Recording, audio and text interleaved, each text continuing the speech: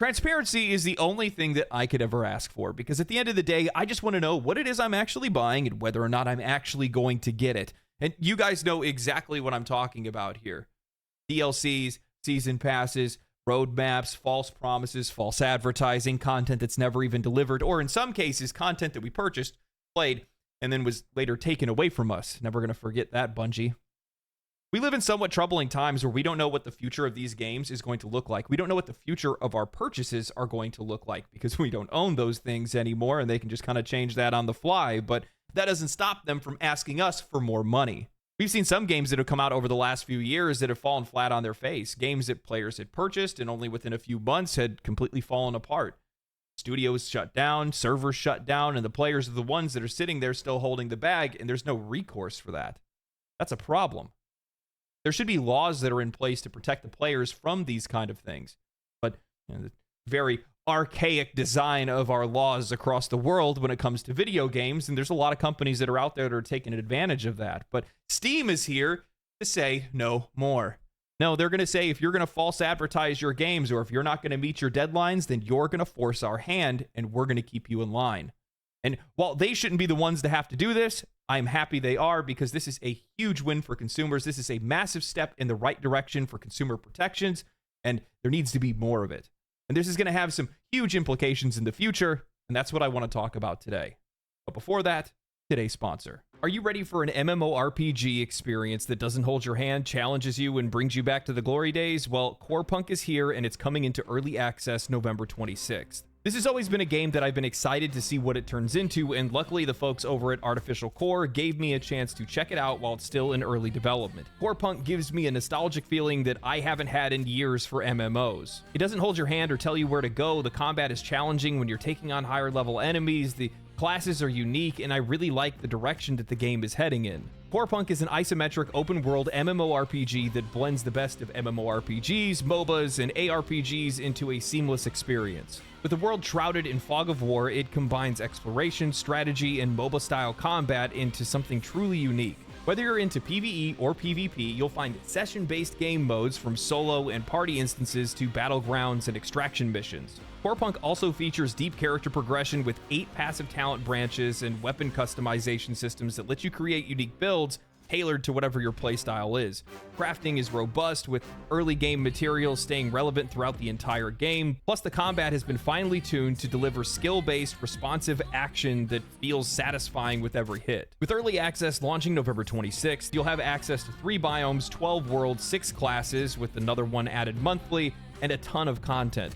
Best of all, Corepunk uses a buy-to-play model with cosmetic-only monetization. No pay-to-win nonsense here. Just a fun, fair experience for everybody. Early access launches November 26th. Use my link in the description below to register now. Let's help them make the game that we want to play. As more games have released as either live service games or platforms for future content, there is a growing concern of whether or not we are actually going to get the money out of our purchases on these games and how easily players can be taken advantage of. Looking back at the past year with the release of Redfall, that was a game with a planned live service. It had a roadmap for future DLC, and of course, as many games do, they tacked on a premium edition that promised more content in the future. The idea behind buying these season passes that are included with these games is so that the player can save money down the road and invest in a continued experience. I mean, it's the very reason why you're buying a game like this to begin with. You plan to continue to play it and not just play it a single time and walk away. So the question becomes, what happens when a game fails to follow through on that promise? Is there any contingencies in place, anything to protect the consumer? Well, in the case of Redfall, when they stopped development and they closed down the studio and shut down the servers, players who had purchased the season pass for the game had got a refund. They got their money back. However, this was them just doing good on the side of the players, not necessarily following an established rule that's put in place. And while some developers are going to respect that, not all have.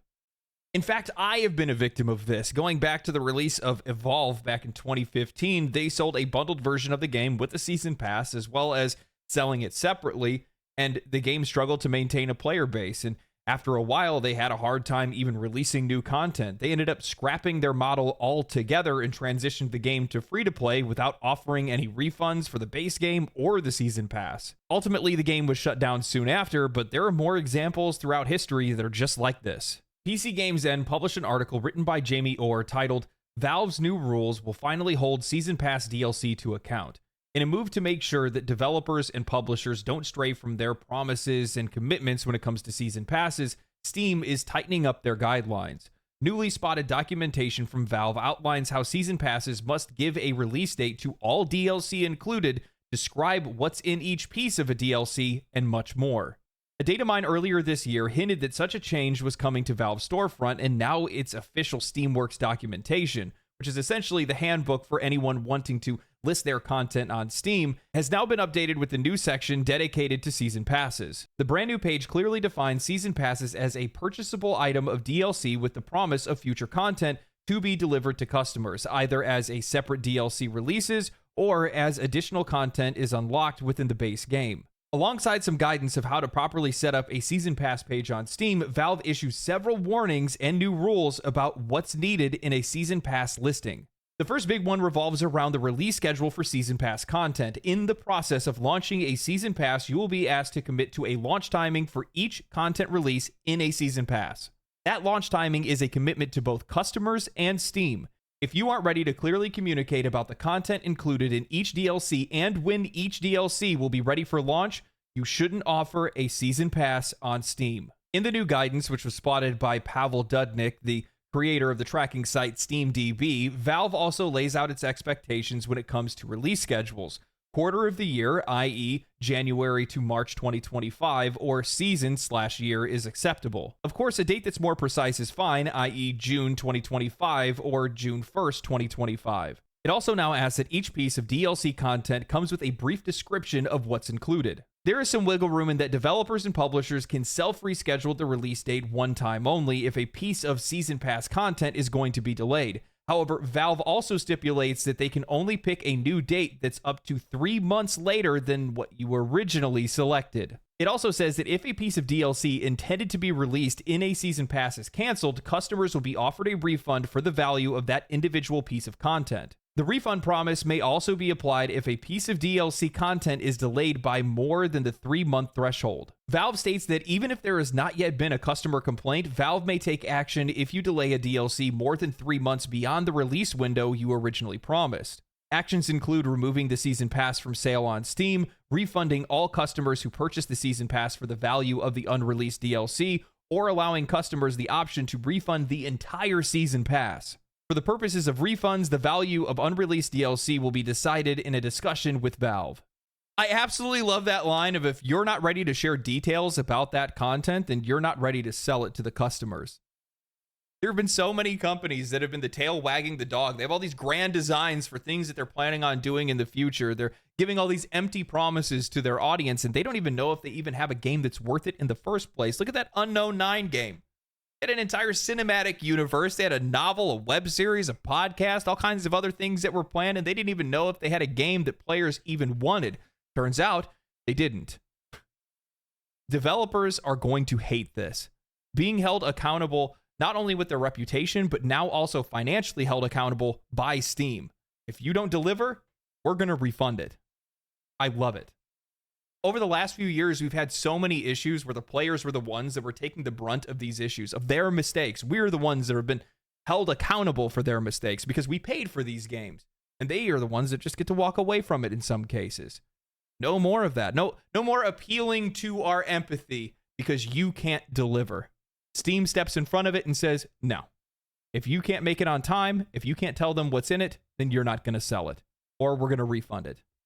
You know, I realize now that just recently, Ubisoft said that they are not going to do a Season Pass model for Assassin's Creed Shadows, even though they were going to before this announcement took place. Coincidence? I think not. I love the idea of transparency and us being able to know what we're actually buying and when we're actually going to get it, because I want to have faith that I am going to get what I pay for. And a change like this helps make that happen. I love how much influence Steam has over their platform, but I don't really like how much influence they have over the entire industry.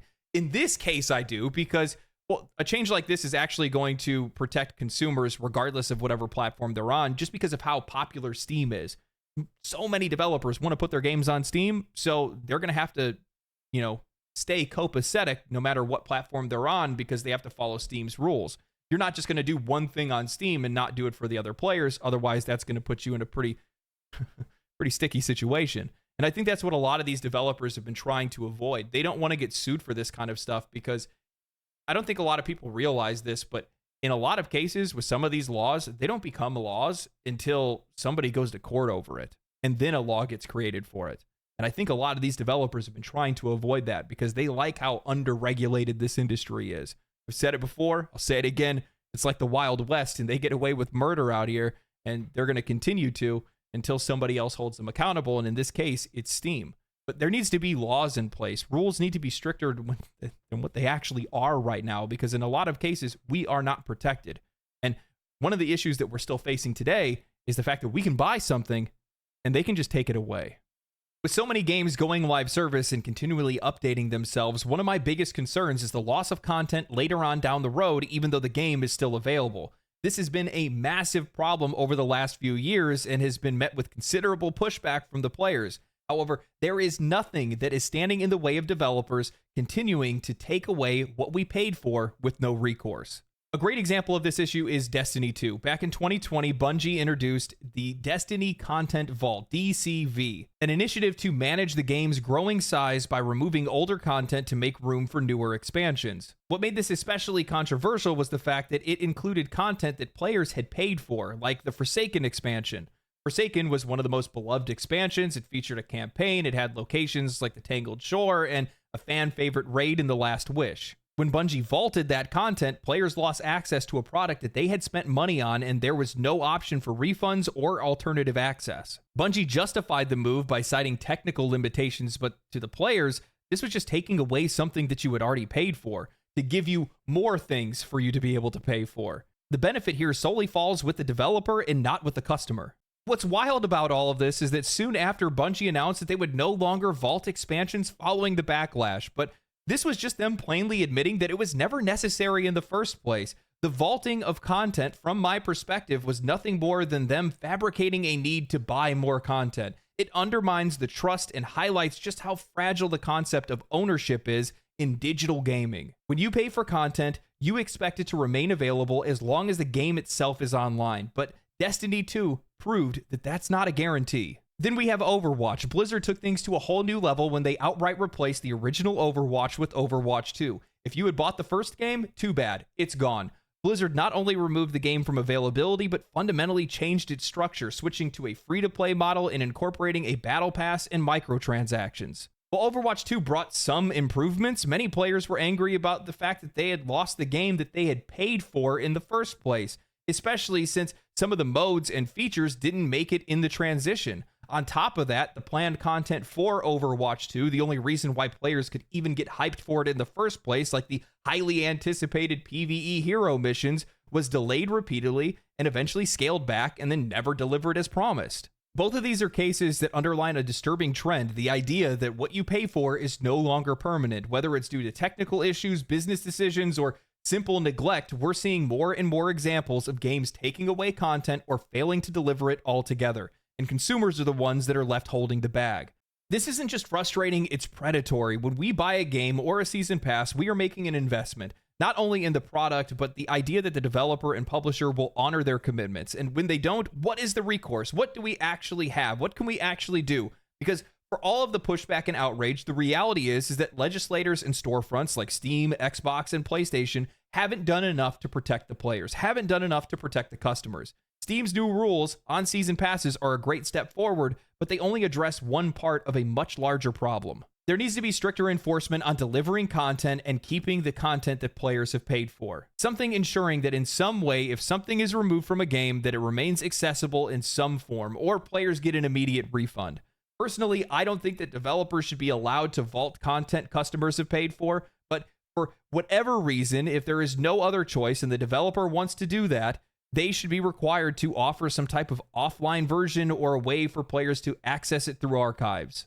This could be handled through cloud storage or downloadable assets, but there needs to be something there to ensure that players aren't left with nothing. I also think that platforms should demand greater transparency from the developers. Any content that might be removed in the future should be labeled clearly as such at the point of purchase. This way, players can make an informed decision when they're making that purchase on whether or not they want to take that risk. As we push further into an era that's dominated by live service games and digital-only content, these issues are only going to become more prevalent. Without stronger consumer protections, this cycle of broken promises and lost purchases is going to continue. And that's bad for everyone, not just the players. It erodes our trust in the industry. It makes it where we're going to be less likely to want to invest in these games, and ultimately, it's going to hurt the developers and publishers who are trying to do things the right way. Transparency, accountability, and consumer protection shouldn't be optional. They should be the standard. Now, I want you guys to keep in mind that there's nothing stopping any of these companies from taking away the things that you buy, because in their eyes, you don't own a damn thing. And that's just the way that this industry is now. I'm happy that there's some states that are out there that are actually notifying customers, putting up signs saying you're not buying a video game, you're buying a license to play a video game. But this issue is just going to get worse as time goes on. They're going to start taking things away. They're going to shut more games down. They're going to take content out of games. They're going to do all kinds of things that you're not going to be happy with. And it doesn't matter. They already got your money. That's it. I think it's one of the reasons why we see a lot of companies that are out there is trying to switch to like live service and free to play, is because there's a lot of freedom in that, because you can't complain about it. You didn't pay for anything. So if they take something out of it, it is what it is.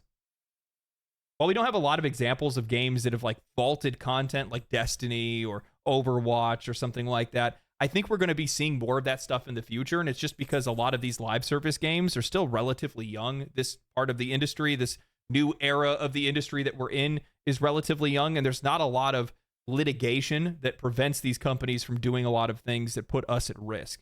And that's one of the reasons why we have to step forward. We have to talk about these kind of things, and we have to make these issues known, because this is the time to get ahead of it. We don't want to be talking and, complaining about these things 10 years down the road when it's far worse than what it actually is today. So this is a really important discussion. I'm really happy that Steam made these changes, but, like Steam, outside of like DRM, they are one of the few companies that in a lot of cases usually stand up for their customers, because if you make a platform for your customers, who would have guessed it, they actually use it. Maybe try to think about that, Epic. But with that said, I think that there's still a lot of rules that need to be put in place. I think there's a lot of different areas in which we are still incredibly vulnerable when it comes to some of these companies. Another one of the things to look at is early access. Well, I've had a lot of success in early access. I've had a lot of really great games that I've played. Balatro, Baldur's Gate 3, Pal World, Hades. There's a ton of different ones that I've had a great time with. It's still an area in which a lot of companies and a lot of developers could come in and make a lot of promises and never deliver upon it. And what are we going to be left with? Now, mind you, they actually have a warning that pops up to tell you that, hey, things might change and yada, yada, yada. But at the same time, I still feel like if you're going to be selling the game for as much as some of these early access versions of these games are, there needs to be some contingencies in place. And I feel like in some cases, just like with the season pass and the DLC, Steam might need to sit down with some of these different developers and go, hey, what's your timeline looking like?